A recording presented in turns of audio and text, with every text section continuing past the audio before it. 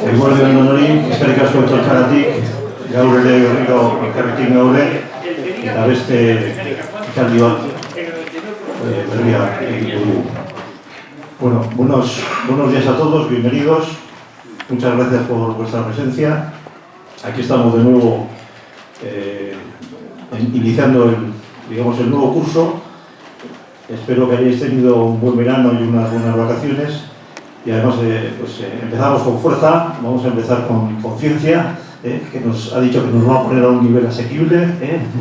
Ya sabemos que tiene muchas habilidades el ponente, pero bueno, seguro que lo hacemos bien. Además, el tema cuántico, Gonzalo, que ya os comentaré un poquito ahora su trayectoria, también dice que es un tema que está muy de moda.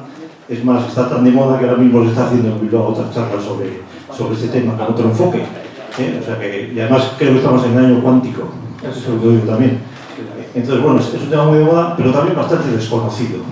Entonces yo creo que el objetivo de hoy es, por lo menos, que salgamos de aquí un poco más cuánticos de lo que hemos entrado. Y bueno, pues esperemos conseguirlo. Entonces, para eso, pues tenemos, como siempre solemos traer, pues a un experto en el tema. Gonzalo Muga pues tiene una enorme trayectoria. Tenéis un breve resumen de su enorme currículum en la propia convocatoria. Voy a decir simplemente 2 o 3 pinceladas. Es doctor en física química, catedrático, profesor, así en la UPV, también en La Laguna. Ha sido sobre todo el fundador y primer director del Quantum Center, del Centro Cuántico de la UPV, también patrono de Icarbasque. Ha escrito cantidad de artículos científicos, más de 300 creo, tiene premios de investigación, pertenece a la Sociedad Americana de Física, ha colaborado con premios Nobel y sobre todo tiene una faceta de divulgador, no solo en ese tema cuántico que nos va a divulgar, sino también en temas de la relación arte-ciencia, porque también Gonzalo es de familia de artistas, él también es músico, toca varios instrumentos y además ha colaborado con lo más granado aquí de la música euskaldun, con Mikel Laboa, con Antxon Valverde, con los Correlli, con Itois creo que varios años. Entonces, bueno, tiene esa otra faceta que también enganchamos igual que hace poco, que igual también esa relación arte-ciencia, que también es muy interesante, pues nos pueda divulgar también un poco sobre ese asunto. Y bueno, la mecánica que solemos seguir, digo por recordar un poco y sobre todo que haya alguna persona nueva, pues daremos la conferencia, no pasará de 1 hora, luego os comunicaré un poco la próxima que tenemos prevista y luego, bueno, algunas personas no se quedan a comer, lo dejarán, pero el resto nos quedaremos y supongo que iremos preparando también algunas interesantes preguntas, que suelen ser también muy interesantes, nos ha dicho Gonzalo. Y ese es un poquito el plan que tenemos hoy. A mí sí me gustaría ahora que iniciemos el nuevo curso, también recordar un poco el Club de Roma, el origen que tuvo el año 68, que bueno, era también un año también, pues muy movido, quizá todos los años lo sean. Y un poco la orientación que tenía era pues, la preocupación del devenir del planeta y de la humanidad, pues una vena, si queremos por decirlo rápidamente y gráficamente, ecologista y humanista, que yo creo que se está perdiendo bastante en los tiempos actuales. Entonces estamos en unos tiempos en que parece que está muy de moda el genocidio y el ecocidio en diversos lugares del mundo, y creo que nosotros, que no nos dedicamos a la política, no es política, sino un centro de diálogo, de pensamiento, de educación, de buscar puntos de encuentro, pues también conviene que digamos y que hacemos la mano y que hacemos la voz y que pidamos a los que puedan hacer algo que hagan lo que sea, porque esto no sabemos a dónde nos lleva. Entonces, bueno, hoy vamos a hablar de física cuántica, que es lo que nos toca, y para eso agradecemos enormemente a Gonzalo que esté hoy aquí con nosotros y le damos la voz y la palabra. Eskerrik asko, Gonzalo. Muchas gracias.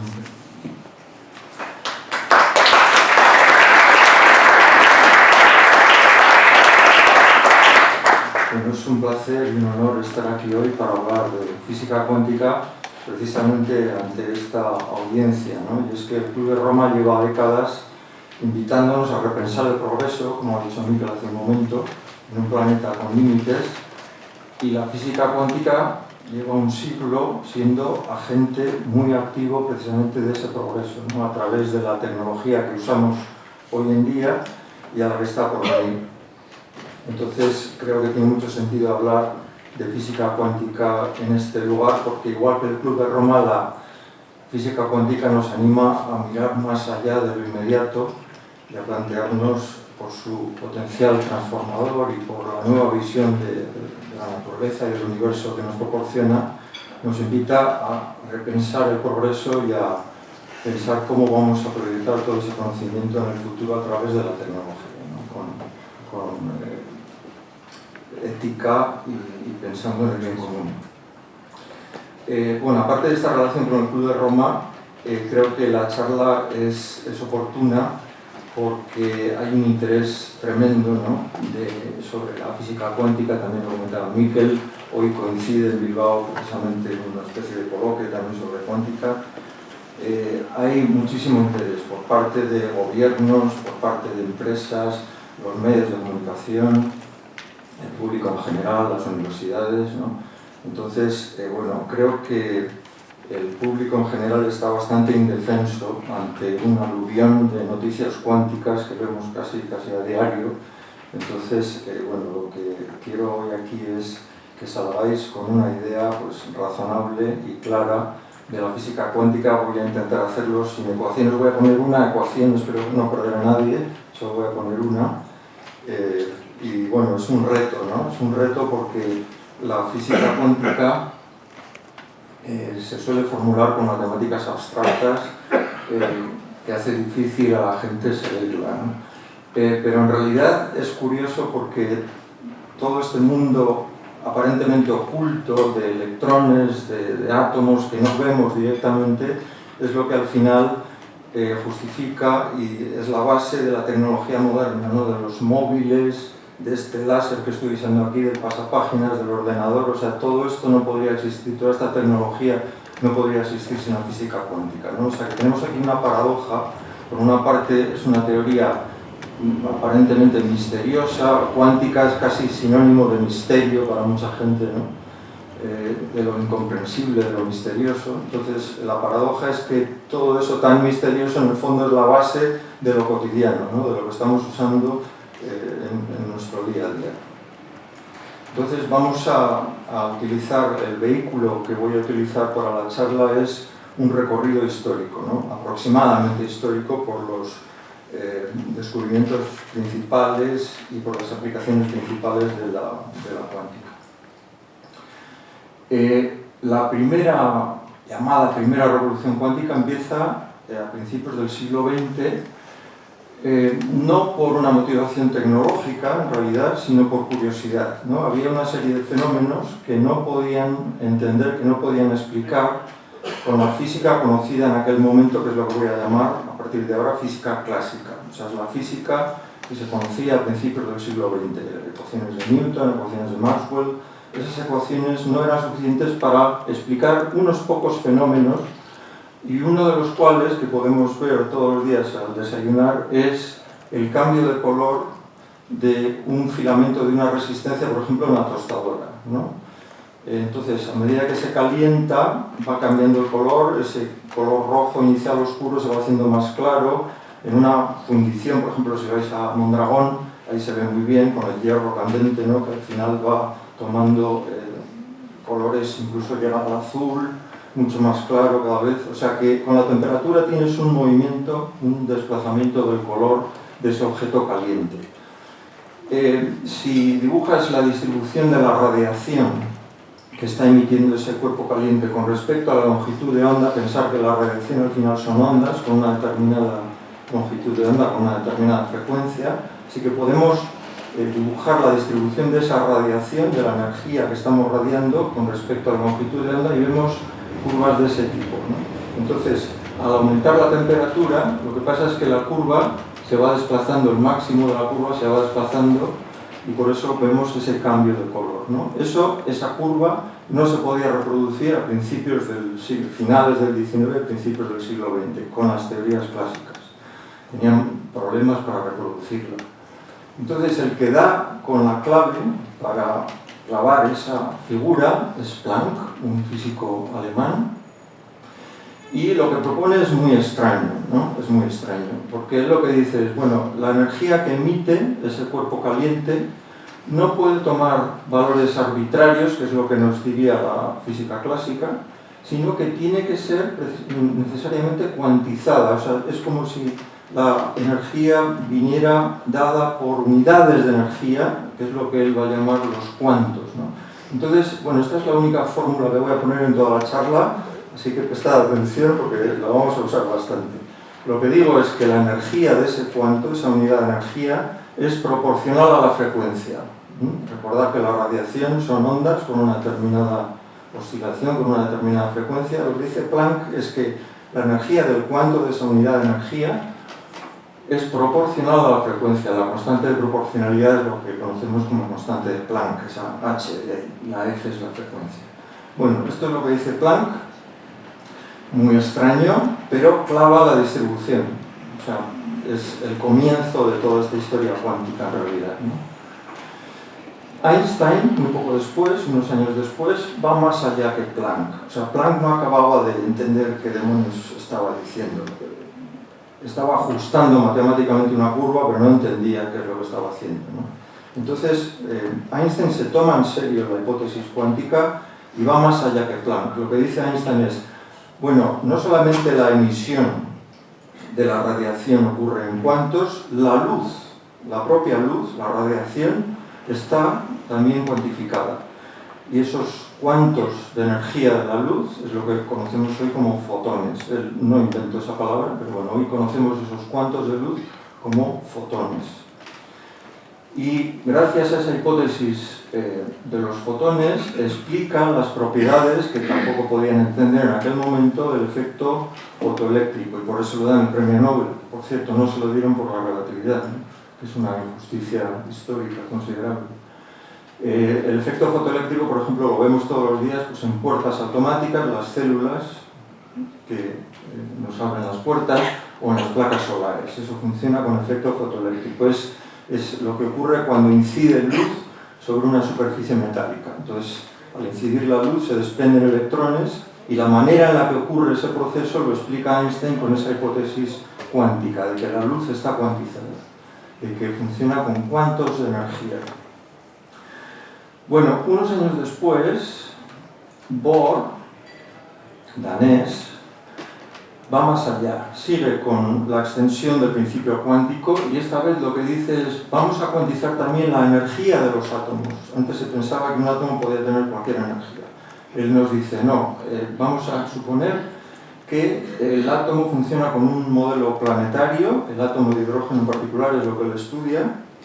Entonces tenemos ahí el núcleo, que es positivo, un protón, y el electrón estaría orbitando en torno al núcleo, pero no de cualquier manera. O sea, lo que dice Bohr postula que solamente son válidas, son posibles una serie de órbitas, no cualquiera, ¿eh? O sea, hay que discretizar aquí la energía, solamente son posibles unas órbitas.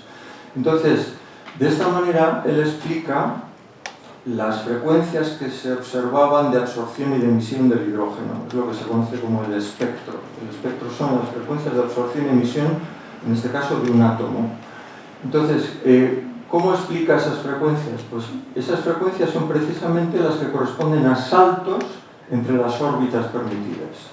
O sea, que esta órbita tiene una energía, esta otra tiene una energía mayor. Si calculamos la diferencia, eso nos da un salto de energía, y precisamente esa va a ser la frecuencia de la luz que nos va a permitir excitar al átomo para que pase de esta órbita a la siguiente, o lo contrario. O sea que las transiciones entre órbitas tienen que ser justamente con luz cuya energía coincida con ese salto. O sea, es un principio de resonancia entre la luz y la materia, ¿no? Este principio de resonancia es importantísimo durante todo el siglo XX y va a dar lugar a toda la tecnología de la microelectrónica, los láseres. Toda esa tecnología se basa en ese principio de resonancia. Es decir, tenemos por una parte la discretización de niveles de la materia y por otro lado la resonancia con la luz o con la radiación electromagnética, que para excitar o desexcitar las transiciones entre esos niveles tiene que tener exactamente la frecuencia que nos da la ley de Planck. Bueno, Bohr explica el hidrógeno, pero con este modelo planetario sencillo no puede explicar otros átomos. Por el momento dejamos ahí la cosa. Esta discretización del átomo de hidrógeno en realidad hoy sabemos que se da en toda la materia. O sea, todos los átomos tienen niveles discretos, las moléculas. Entonces esto explica también algo muy cotidiano, que son los colores de las cosas. El color rojo de esta alfombra, cualquier color de un objeto que tenemos en esta habitación, ¿no? Los colores de las cosas, ¿qué son? ¿A qué se deben? Pues pensar en la luz como una serie de ondas con distinta frecuencia. La luz que están emitiendo estas bombillas, pues al final tienen una distribución de frecuencias. Y por tanto energías, recordar la relación entre frecuencia y energía. Bien, por otra parte, cuando incide la luz en el objeto tiene niveles de energía discretos. Por ejemplo, este nivel y este nivel. Pues bien, solamente cuando la frecuencia de la luz coincide con el salto entre esos niveles, el objeto va a absorber esa energía. Si no, no. O sea que si coincide, si hay resonancia, el objeto absorbe esa radiación, si no, la rechaza. El color de lo que vemos es precisamente la luz rechazada. Es el complementario, o sea, el color que observamos es el complementario del color que está absorbiendo ese objeto. ¿Vale? O sea que ahí ya tenéis una consecuencia muy visible de la física cuántica. La vemos en todas partes y a todas horas. Avanzamos un poquito, llegamos ya a la década de los 20, importantísima para el desarrollo de la teoría. Y aquí de Broglie, un físico francés, completa la simetría. Fijaros que Einstein de alguna forma nos dice la luz, que pensábamos que eran ondas, ¿no? Hasta ese momento, en realidad tiene un comportamiento de partículas. Los fotones podemos hasta cierto punto verlos o entenderlos como partículas. Pues de Broglie simétricamente hace lo contrario. Lo que dice es, bueno, yo voy a postular que las partículas también pueden ser ondas. Entonces se asocia a las partículas en función de su velocidad una onda con una determinada longitud relacionada con la velocidad. O sea que esa es la hipótesis central de Broglie. Es una hipótesis loca, ¿no? En ese momento nadie la aceptó. De hecho, su tesis no la querían aceptar hasta que tuvo que intervenir Einstein para que se la aceptaran, porque no la querían aceptar, les parecía a todos bastante loco aquello, ¿no? Pero muy pocos años después, 3 años después, dos investigadores de Bell, de los laboratorios Bell, comprueban que tenía razón de Broglie, ¿no? O sea, que hacen experimentos de difracción, lanzan electrones con una determinada velocidad como si fueran ondas y ven círculos de difracción exactamente como si fueran ondas. O sea, que dan la razón experimentalmente muy rápido a de Broglie. Y también poquitos años después, en el 31, eso da lugar ya a una tecnología muy importante que es la microscopía electrónica. O sea que la microscopía electrónica nos permite amplificaciones de hasta 2 millones de veces, ¿no? Compararlo con amplificaciones de 2000 veces, que es lo que nos permite la microscopía óptica. O sea que tenéis también una aplicación bastante importante y directa de la cuántica ya en esos primeros años. Todas estas contribuciones de las que os estoy hablando, Planck, Einstein, Bohr, de Broglie, van en contra, no se ajustan a la física clásica, a la física que se conocía en ese momento. Entonces no había una teoría consistente, no formaban una teoría consistente. Entonces la teoría consistente se forma en los años 20. En los años 20 y quizá el momento que podemos señalar como casi el fundamento de la teoría cuántica moderna es el año 25 con la ecuación de Schrödinger. Schrödinger es austriaco y encuentra una ecuación que va más allá que Bohr, porque ya no solo explica el átomo de hidrógeno, sino que explica todos los átomos. O sea, la estructura, los espectros de todos los átomos están en la ecuación de Schrödinger. Podemos obtener esa información resolviendo la ecuación de Schrödinger de todos los átomos. No solo todos los átomos, sino todas las moléculas. O sea, realmente es impresionante. es una cima del ingenio humano, la ecuación de Schrödinger. No solo eso, además explica la estabilidad de la materia. Fijaros que esto era otra cosa que no se podía explicar con la física clásica. ¿Por qué? Porque si un electrón orbita en torno a un núcleo positivo, según la física clásica tiene que radiar. Son las ecuaciones de Maxwell, tendría que radiar, tendría que ir perdiendo energía. Entonces tendría que describir este tipo de trayectorias en espiral y caería, entonces la materia no sería estable según las leyes de la física clásica. O sea que necesitamos a la cuántica para explicar la estabilidad, para explicar que existan átomos y moléculas, ¿no?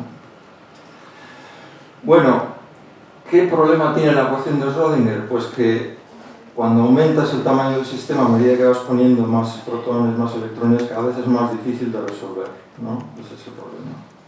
Cada vez es más difícil de resolver. Si pudiéramos resolverla para moléculas muy grandes, sería un chollo, porque podríamos, por ejemplo, diseñar fármacos, diseñar nuevos materiales. No haría falta ir al laboratorio, porque en esa ecuación están todas las propiedades. ¿De acuerdo? O sea que sería una maravilla. Pero con los ordenadores actuales no podemos llegar a ese punto. No podemos resolver la ecuación de Schrödinger para una molécula pues, tan grande como esta, por ejemplo, ¿no? Y esto es una de las motivaciones, hay otras, pero una de las motivaciones para intentar desarrollar una nueva generación de ordenadores precisamente es esto. O sea, poder, por ejemplo, resolver la ecuación de Schrödinger para sistemas muy grandes, ¿no? Para moléculas grandes. Eso, en principio, nos permitiría pues, diseñar fármacos, diseñar nuevos materiales, sin necesidad de ir a un costoso laboratorio y repetir muchas veces muchas pruebas y muchos experimentos. Bueno, esta nueva generación de ordenadores de la que os hablo, como os comentaré luego, los ordenadores actuales ya son cuánticos en cierto sentido, porque usan la discretización, están usando esa propiedad. Pero esta nueva generación de ordenadores cuánticos quiere utilizar otras propiedades adicionales cuánticas, como por ejemplo la superposición. Entonces, para hablar de todas esas propiedades, os voy a contar el experimento de la doble rendija. Esto nos va a permitir también ver qué problemas hay, qué dificultades tenemos para poder aplicarlas y de alguna forma también nos va a poder explicar por qué es tan difícil desarrollar esta nueva generación de ordenadores. Bueno, pues vamos a ver el experimento de la doble rendija en tres versiones. La primera versión es, lanzamos pelotas de tenis, por ejemplo, o sea, objetos grandes,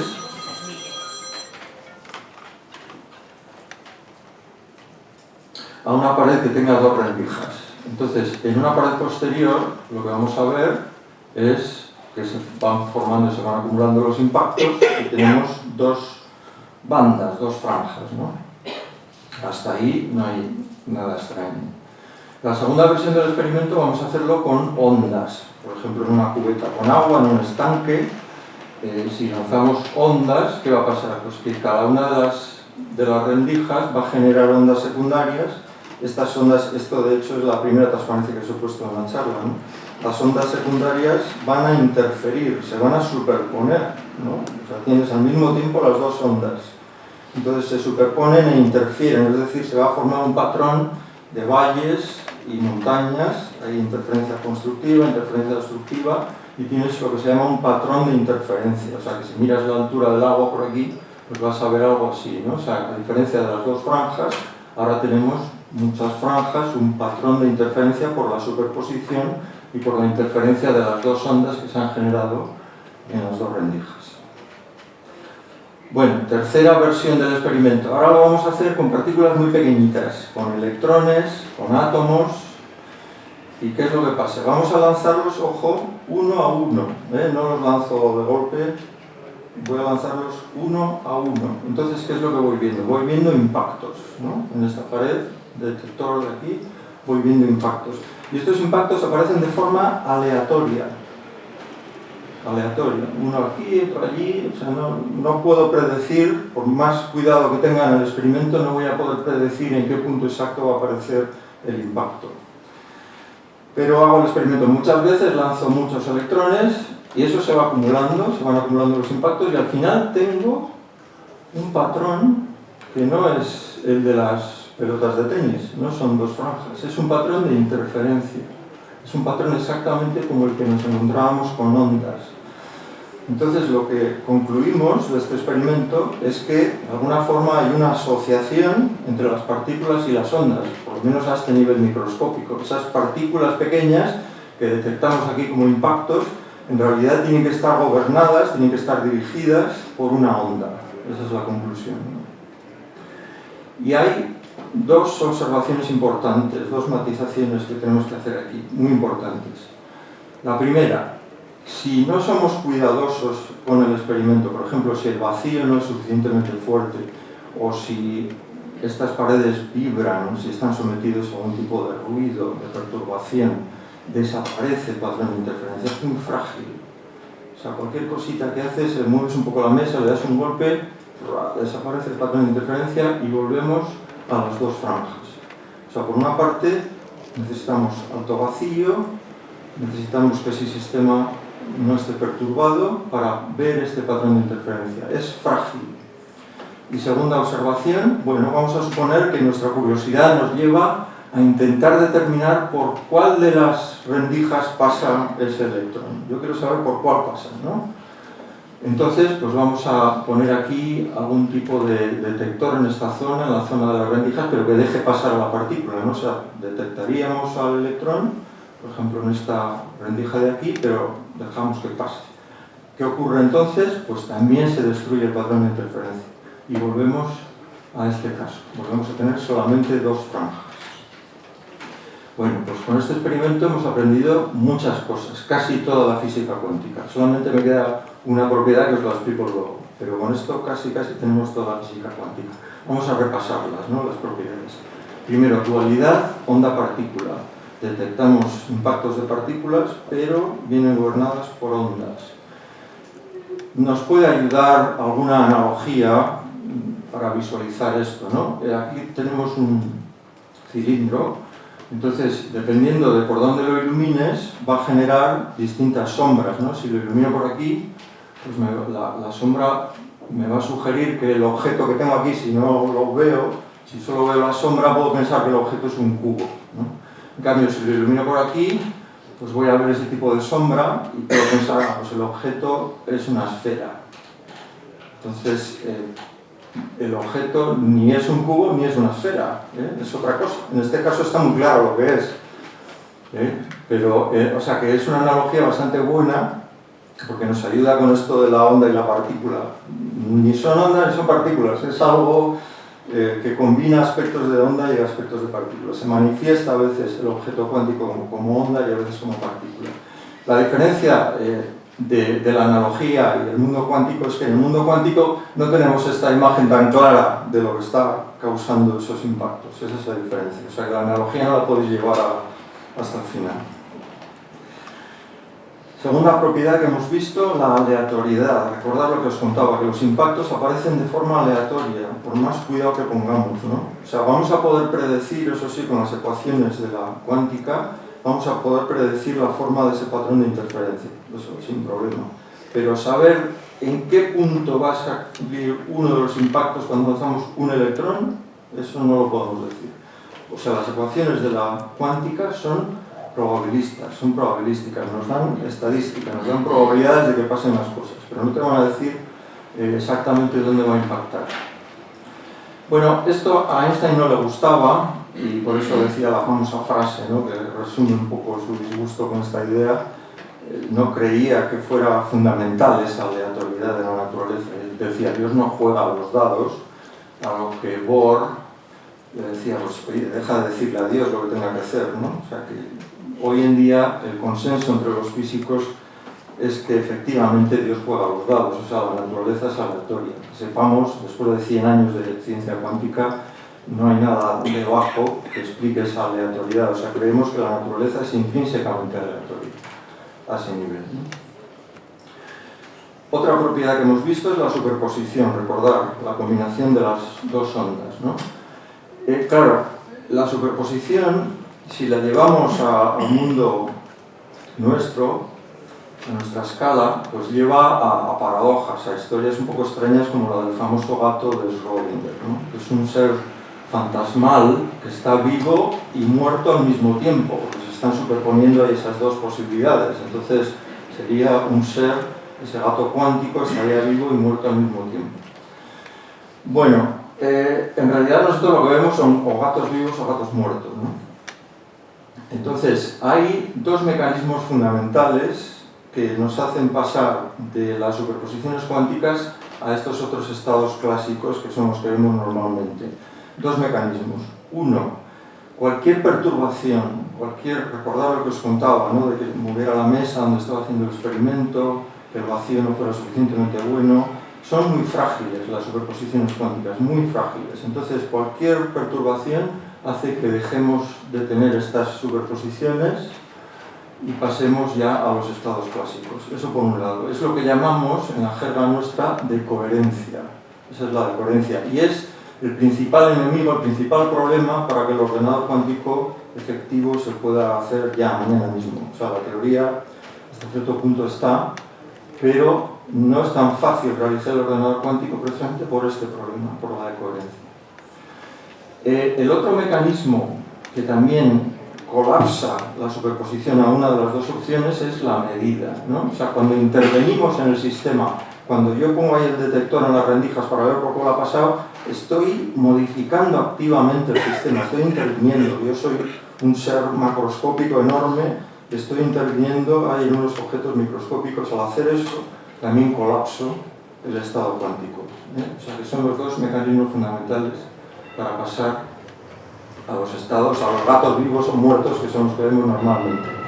Y luego, otro elemento importante, cuanto mayor sea el tamaño del sistema, más frágil es la superposición. Eso también es muy importante, ¿eh? Que tengáis en cuenta. Por eso, muchas veces se dice, la gente dice, yo lo he dicho en alguna charla, de hecho, la cuántica es la ciencia de lo pequeño. Bueno, no es así. O sea, hoy el consenso entre los físicos es la ciencia de todo, de lo pequeño y de lo grande. Lo que pasa que es difícil ver los efectos esos mágicos de superposición en objetos grandes. O sea que podríamos trazar una especie de frontera porosa entre objetos pequeños, núcleos atómicos, moléculas, átomos, y los objetos más grandes como gatos y humanos. Pero esa frontera no es fundamental, es simplemente pues, porque hay que tener suficiente cuidado si quieres mantener esas superposiciones, y cada vez que cuando aumentas el tamaño del sistema, cada vez es más difícil mantener la superposición.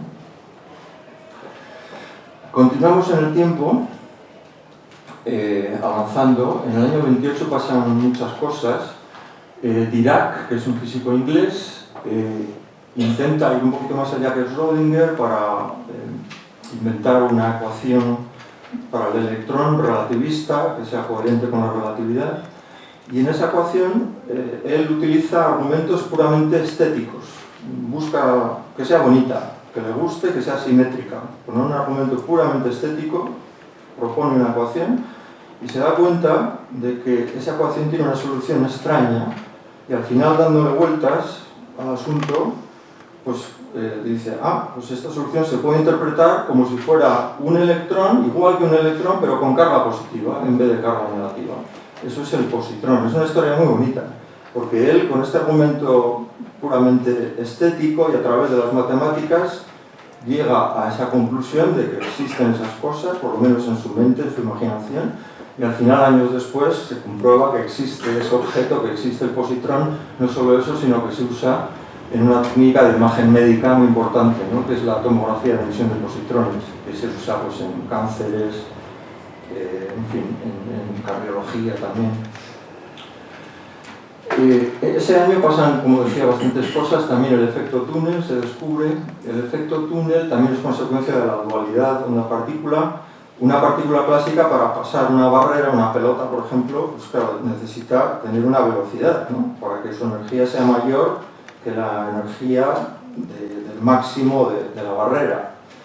Pero las partículas cuánticas, como tienen una onda asociada, se pueden saltar esa condición y pueden atravesar, incluso aunque tengan menos energía que la altura de la barrera, pueden atravesar esa barrera. Eso es lo que se conoce como efecto túnel. Es un efecto que También vemos todos los días, por ejemplo, en el pendrive que he traído yo aquí la charla, eso funciona con efecto túnel. Otro efecto importantísimo es las reacciones nucleares del Sol. O sea, la luz que recibimos del Sol se ha generado por efecto túnel, reacciones nucleares que ocurren por efecto túnel.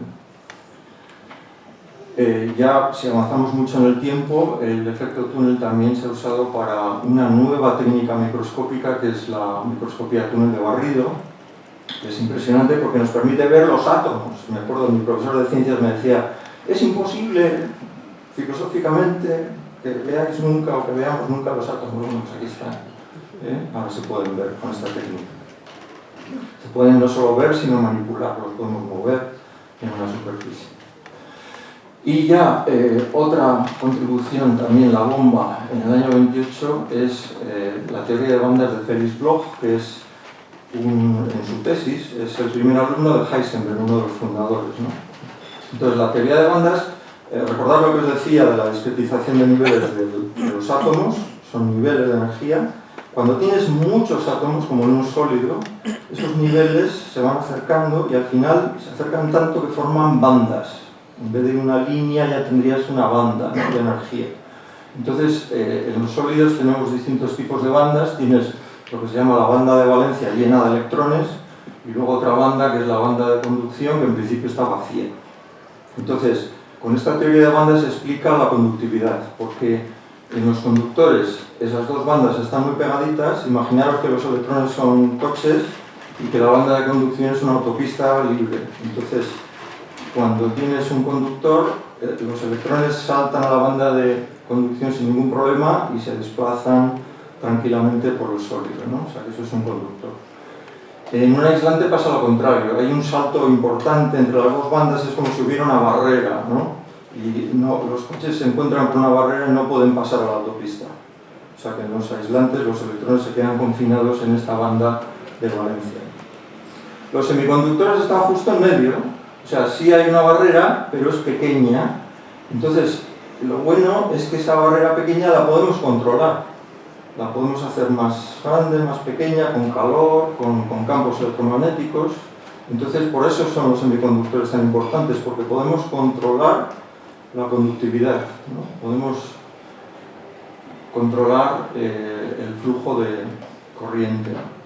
Y esto es lo que se utiliza luego en el año 47 para inventar el transistor. El transistor es un controlador de corriente, ¿no?, que inventan también en los laboratorios Bell, estos tres señores. Este de aquí, Bardeen, tiene 2 premios Nobel, es el único en física. O sea, es la única persona que tiene 2 premios Nobel en física, porque luego, aparte de esto, de descubrir también la superconductividad. O sea, que son buenos elementos. Todos son alumnos directos de fundadores de la física cuántica, por cierto, y aplican la física cuántica y la teoría de bandas. O sea, que tenemos una aplicación directísima a partir de los fundamentos cuánticos, con una trascendencia tecnológica, por supuesto, impresionante. Es el invento del siglo XX, el transistor, sin ninguna duda, por su impacto, ¿no?, por su impacto económico. Pensar que ninguna de estas empresas existiría sin el transistor. O sea, el transistor, el microchips, al final es lo que está en los teléfonos móviles, en toda la microelectrónica, ¿no?, en los ordenadores.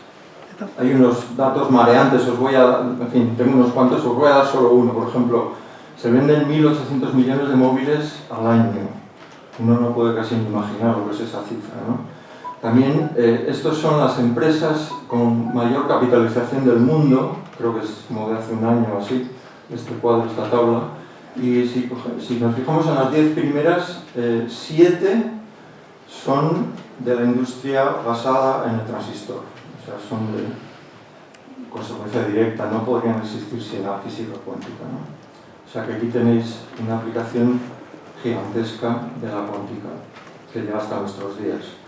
Avanzamos un poquito más en el tiempo. En el año 35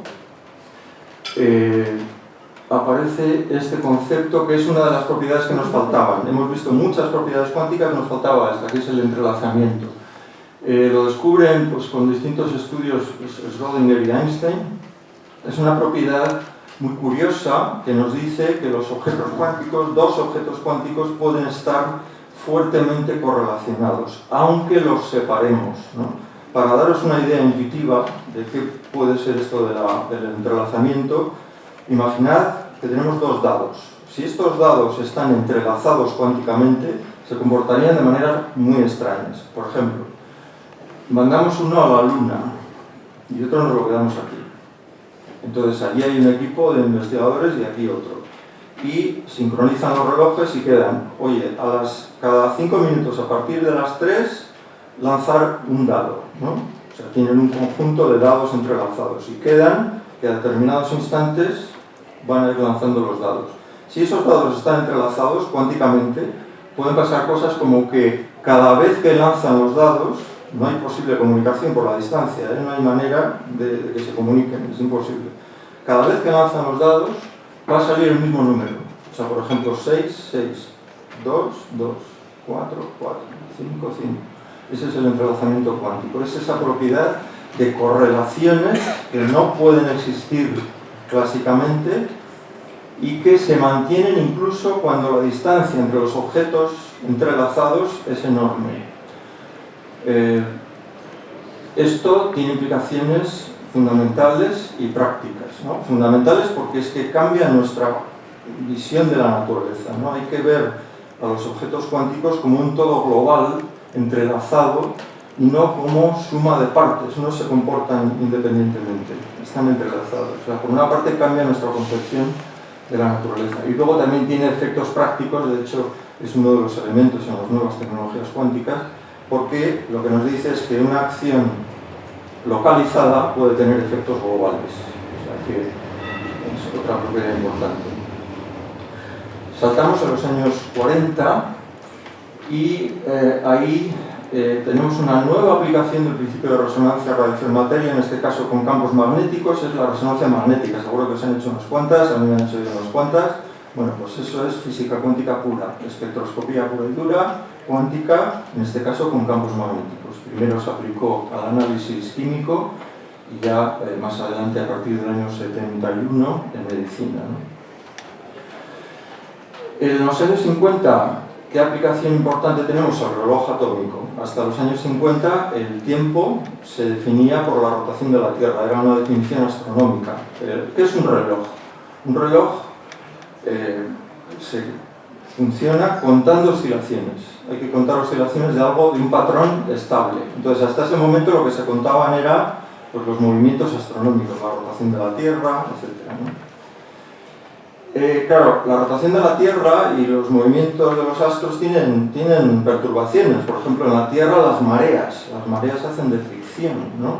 El día en la época de los dinosaurios tenía una hora más que el día nuestro de ahora, eran 25 horas en vez de 24, por las mareas, o sea, porque esa fricción al final pues, se nota, ¿no? Entonces, hay algo más preciso que la rotación de la Tierra y eso es el reloj atómico. ¿En qué se basa el reloj atómico? ¿Qué oscilación están contando en el reloj atómico? Pues la oscilación de la radiación del campo que conecta, recordar las primeras transparencias, eso de Planck y Bohr, la oscilación de la radiación que conecta dos niveles muy estables, particulares, concretos del átomo de cesio. Así se define hoy en día el segundo y el tiempo oficial. Esto tiene aplicaciones enormes, no solamente físicas para la ciencia, sino también prácticas. Las compañías eléctricas necesitan relojes atómicos, los bancos usan relojes atómicos, el GPS es una aplicación directa de los relojes atómicos. El GPS, no sé si sabes cómo funciona, pero son satélites que están volando por ahí con relojes atómicos dentro. Los satélites tienen relojes atómicos, entonces el aparato que tenemos nosotros en el monte o en el coche recibe señales de tiempo de esos satélites. Y por triangulación compara los tiempos y por triangulación saca, te dice, hace un pequeño cálculo y nos dice dónde estamos. O sea, es una aplicación directa del reloj atómico. Nos movemos un poquito. El láser en los años 60. Impresionante también el impacto tecnológico. El fundamento del láser en realidad se debe a Einstein, ¿no? Qué sorpresa. De hecho, se podría haber ganado el Nobel también por esto. Einstein se da cuenta de una cosa, porque no le cuadraban bien unas ecuaciones, entonces se da cuenta de algo. Ingenuamente podemos pensar que la interacción de la radiación y la materia tiene lugar a través de estas dos propiedades, ¿no? La emisión espontánea, que consiste en que un átomo excitado en un nivel superior decae al nivel fundamental emitiendo un fotón con la energía correspondiente, claro, se tiene que conservar la energía, eso sería la emisión espontánea, ese es un proceso natural, no lo podemos creer. El opuesto sería la absorción estimulada, es decir, el átomo está ahora en el nivel fundamental, incide un fotón con la energía adecuada, resonante, con esta transición, y el átomo se excita, pasa al nivel superior. Y hasta ahí todo parece fácil. Pero Einstein se da cuenta de que necesita, para que le cuadren las ecuaciones, un tercer proceso que se llama emisión estimulada. Y consiste en lo siguiente: incide un fotón con la frecuencia adecuada, con este salto energético, el átomo está excitado y el resultado es que se desexcita y aparecen dos fotones gemelos, idénticos, con la misma energía. O sea, aquí hay conservación de energía, la energía que tenía este fotón más la energía que tenía el átomo se suman y nos dan la energía de los dos fotones. Ese es el proceso de emisión estimulada. Fijaros que los fotones que creamos son gemelos, tienen la misma dirección, tienen la misma frecuencia. Si repites eso muchas veces tienes un láser, que es, por cierto, lo que tengo aquí ahora. Esto es un láser, esto es luz láser. Luz muy direccional, muy intensa, de frecuencia muy bien definida. Bueno, no es que Einstein inventara el láser, pero él es el que se da cuenta del fenómeno importante que lo explica, que lo justifica. El láser en sí se crea por primera vez en los años 60. Las aplicaciones, como decía antes, inmensas, en todo tipo de procesos de fabricación, soldadura, corte, ablación, taladrado, etc., en todas estas industrias. Una aplicación también muy de andar por casa es, por ejemplo, las comunicaciones, ¿no? La fibra óptica que nos trae internet o que nos trae la televisión a casa. ¿Cómo creéis que llega la información por la fibra óptica? Pues es láser, luz láser, ¿no? Lo que lleva la información.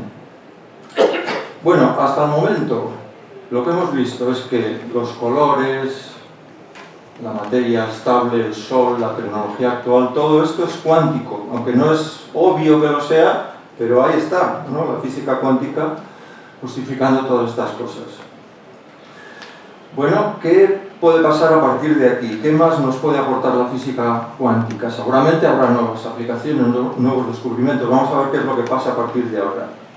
Entonces, bueno, la gente está hablando de una segunda revolución cuántica 100 años después de la primera, y vamos a hablar de eso a partir de ahora, ¿no? En la primera, todas las aplicaciones que hemos visto se basan en la discretización y en el principio de resonancia entre radiación y materia. Todas las aplicaciones. El transistor, el láser, resonancia magnética, el reloj atómico. A partir de ahora, en la segunda revolución cuántica, queremos utilizar más propiedades, en particular, por ejemplo, la superposición y el entrelazamiento.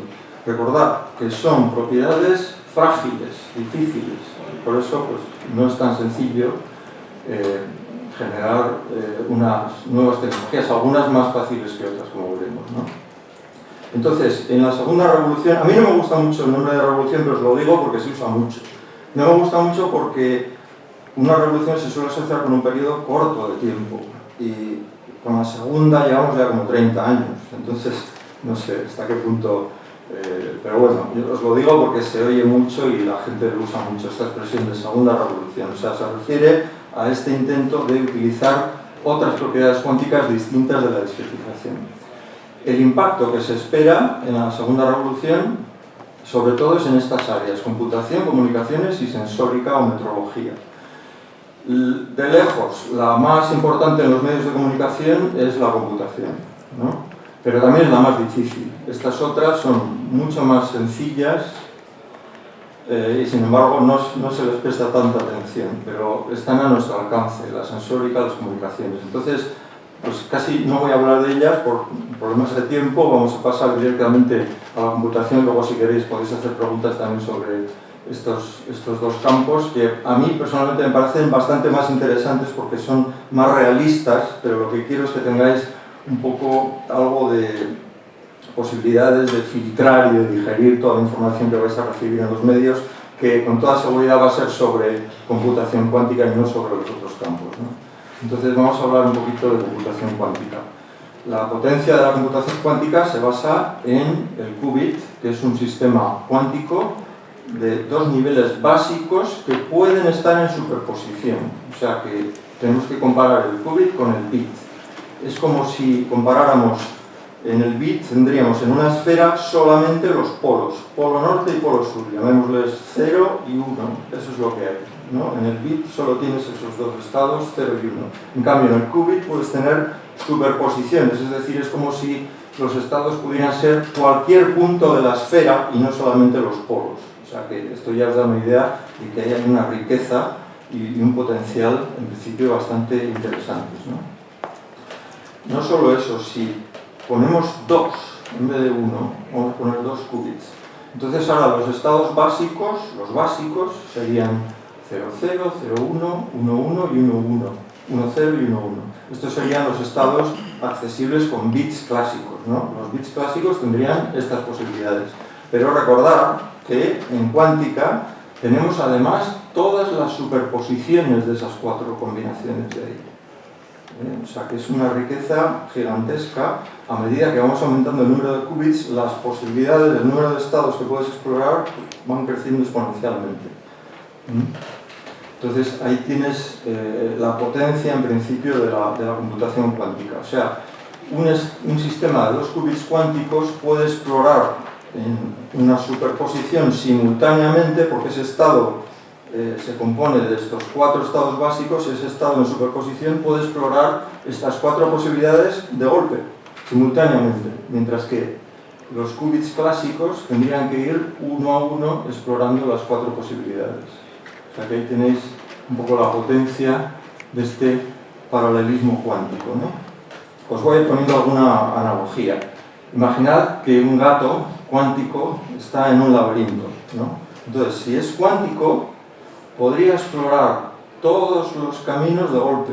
O sea, podemos tener una superposición en la que todas las posibles trayectorias estén en superposición y ese gato cuántico podría explorar todos los caminos de golpe. Entonces el gato está bastante contento, ¿no? Porque dice, joder, si me cuantizo, salgo del laberinto enseguida. Pero el amigo Born, otro de los fundadores, que es el que se dio cuenta de que la teoría era aleatoria, era probabilista, le recuerda al gato que calma porque la teoría es probabilista. Es decir, vas a necesitar muchos intentos, le dice al gato, para salir. En general vas a necesitar muchos intentos, porque recordar el experimento de la doble rendija, cada vez que lanzas el electrón aparece donde le da la gana, es aleatoria la posición, ¿no? Pues aquí pasaría algo así. O sea, en realidad cada experimento que haces con este gato cuántico te daría una posición del gato pues, que no tiene por qué ser la buena, no tiene por qué ser la salida. O sea que habría que repetir el experimento muchas veces. A menos que, o sea, ¿cómo podríamos arreglar eso? Pues encontrando un buen algoritmo. Aquí nos encontramos con una palabreja importante, ¿no?, de todo esto. ¿Qué es un algoritmo? Pues un algoritmo es la manipulación a la que sometes a ese conjunto de qubits. Entonces, aquí hemos representado 4 qubits, y esto sería un poco una evolución en el tiempo, y estas cajas van representando acciones, o sea, manipulaciones que yo hago pues, en este qubit. Esto sería, por ejemplo, una interacción entre estos 2 qubits. Todo esto es un algoritmo cuántico, o sea, estoy ahí actuando sobre ese sistema. Bueno, pues un algoritmo cuántico funciona, es bueno, cuando, sin yo saber la solución del problema, que eso es lo puñetero, ¿no?, sin conocer cuál es la solución del problema, me las apaño para que esa manipulación sea tal que en todos los experimentos que haga obtenga la respuesta que quiero al problema que he planteado. O sea que es como si yo moviera ahí la caja donde está el gato de tal manera, de una manera muy especial, de tal manera que si lo hago así, cada vez que pongo ahí al pobre gato cuántico sale del laberinto. Eso sería el algoritmo cuántico, o sea, encontrar esa manipulación. Eso no es trivial para nada, es uno de los problemas grandes. O sea, el mundo del computador cuántico tiene una serie de problemas, uno de los cuales es este. No es fácil encontrar algoritmos cuánticos efectivos. Se conocen, de hecho, pocos algoritmos cuánticos efectivos. Es decir, que claramente superan a los clásicos. Y además, no hay un traductor directo de algoritmos clásicos a algoritmos cuánticos. O sea, que no basta con apretar un botón y partir de un algoritmo clásico y decir, dame el cuántico. No funciona así. O sea que ahí tenemos una dificultad. ¿Qué otras dificultades tenemos? Pues la de coherencia, lo que os comentaba al principio. Tenemos que mantener, en principio, para que esto funcione y sea útil, habría que tener muchos qubits, pero tiene que ser un estado cuántico en superposición y tienes que mantener una superposición en estados de muchos qubits, cada vez es más difícil, tienes que mantenerlo eso a temperaturas prácticamente de cero, sin ningún tipo de perturbación, sin ningún tipo de vibración. Todo eso hace que la computación cuántica en este momento sea un proyecto de investigación. O sea, no se puede decir que se haya resuelto prácticamente ningún problema práctico todavía con un ordenador cuántico. Hay ordenadores cuánticos, pero son de juguete. El que van a montar en San Sebastián, por ejemplo, es un ordenador de juguete, como todos los que hay. O sea, no han resuelto ningún problema práctico. Ahora os contaré un poquito cómo, bueno, sí que están pasando cosas interesantes. Si comparamos la computación cuántica y la clásica, es como si compararas una liebre, la liebre sería la computación clásica, que va muy deprisa. O sea, el cálculo clásico se puede hacer muy deprisa, con los bits. Lo que pasa es que, claro, el camino que tiene que recorrer es muy largo, ¿no? Porque tiene que explorar todas esas posibilidades en el laberinto. El cálculo clásico tienes que ir comprobando todos los caminos uno por uno, o sea que es muy lento. El cálculo cuántico, en principio, evitas ese camino tan largo, podrías ir directo, pero hay que hacerlo muy despacito porque si tocas, si haces vibrar un poquito ahí algo, más de la cuenta, se estropea la coherencia. O sea que sería una especie de tortuga que tiene que hacer un recorrido más corto. Bueno, ahí hay una competición que por el momento está claro que lo gana la liebre, pero veremos a ver qué pasa, ¿no? Nadie sabe muy bien qué va a pasar en el futuro. Y luego tienes este otro campo intermedio que es la inspiración cuántica. Son algoritmos clásicos, es decir, se corren en ordenadores clásicos como este, ¿no? Pero utilizan alguna pincelada cuántica por ahí, o sea, se inspiran en la cuántica, aunque al final se corren en un ordenador cuántico. Bueno, en este mundo intermedio aparecen cosas interesantes, alguna optimización, en problemas particulares y concretos se ha conseguido alguna ventaja, ¿no? Bueno, entonces, cuidado con esto, con los vendehumos. Aquí tienes uno de estos vendetónicos, ¿no? Curado todo, que te crece el pelo y te cura el cáncer y lo que haga falta. Entonces, bueno, está pasando un poco eso con la cuántica, que se está vendiendo para todo. Si funcionara el ordenador cuántico, pues claro, tendría impacto en un montón de campos, ¿no? Energía y materiales, diseño de fármacos, transporte y logística, financiación y seguros, defensa e inteligencia, etc. Hasta el momento se han conseguido cosas solamente con esos métodos híbridos que os comentaba antes, o sea que son en realidad algoritmos clásicos o híbridos, como mucho tienen algún pequeño elemento cuántico. El ordenador cuántico en sí no resuelve por el momento ninguno de estos problemas prácticos. Entonces esto es lo que se llama una curva de Hype. Hype es una palabra inglesa, la podemos traducir como bombo o algo así, ¿no? Visibilidad. Entonces si representáis el Hype frente al tiempo, pues ya hemos pasado, parece ser el pico, porque van midiendo el número de artículos que aparecen en la prensa. Entonces el pico parece que fue hacia el año 21, por ahí. O sea, ahora ya están bajando un poco los artículos de prensa. ¿Por qué? Pues porque, claro, todavía no están los que se dedican al ordenador cuántico, Google y compañía, IBM, no están produciendo nada útil, ¿no? De verdad.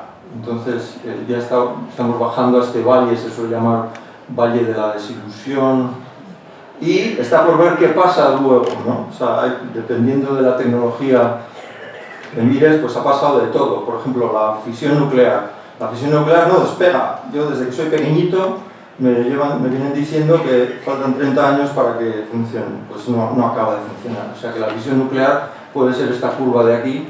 ¿Dónde va a acabar la cuántica, los ordenadores cuánticos? No lo sé, y creo que honestamente nadie lo sabe, ¿no?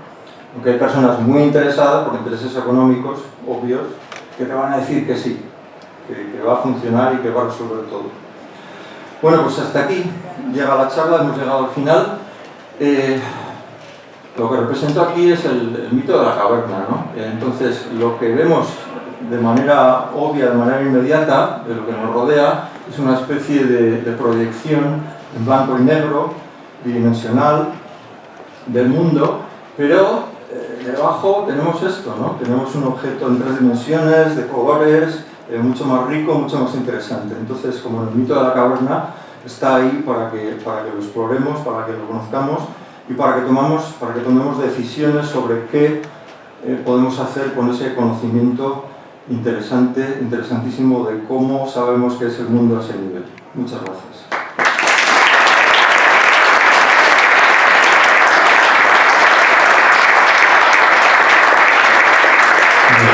Muchas gracias, Gonzalo. Has entrado dentro de la hora perfectamente, o sea, y te has sobrado unos minutos, sin ningún problema. Bueno, esperemos que con la comida no se líen en el laberinto cuántico y nos la sirvan sin problemas. Entonces, bueno, voy a comunicar un poco lo que tenemos previsto para el mes que viene. El 24 de octubre tenemos prevista una conferencia y vamos a tratar de la problemática de la juventud.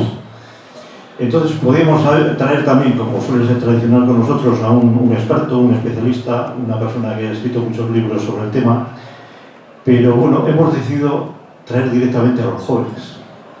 Entonces, bueno, hay un lobby que es el que empezó, tiene un origen en Cataluña, se llama Lideremos, se está extendiendo por todo el Estado, ahora también a nivel de Europa, tiene también bastante incidencia aquí en Euskadi. Está formado por jóvenes, digamos, suficientemente preparados, porque algunos son de los dirigentes de startups y mil historias. Entonces, hemos pensado que nos hablen ellos directamente de su problemática, desde su visión, que seguramente chocará a veces igual por la de que estamos un poco más con pelo blanco y más taluditos, pero bueno, que viene bien el tener ese intercambio de pareceres. Entonces van a venir aquí tres, uno concretamente es Ander Méndez, que es además un emprendedor que ha creado pues, esta empresa de ositos con licor y mil historias y está metido en cantidad de cosas. Otra es Apurua San Juan, que es la líder del Lideremos aquí en Euskadi, y otro es Surey Kur, que suele venir aquí también habitualmente a nuestras conferencias. Entonces, entre los tres, pues desgranarán un poco su temática y bueno, pues seguiremos luego hablando con ellos. Además nos sirve también un poco para traer gente pues más joven también y que ellos también nos conozcan, y bueno, pues el ir en ese entramado y bueno, el ir creando también cantera, ¿no? Que es lo que se lleva por estos lares. Y ya sin más, agradeciendo a todos también vuestra presencia, a la gente ahora que nos deje, a Gonzalo también, y bueno, luego tendremos seguramente después de comer pues un interesante debate. Es que de caso,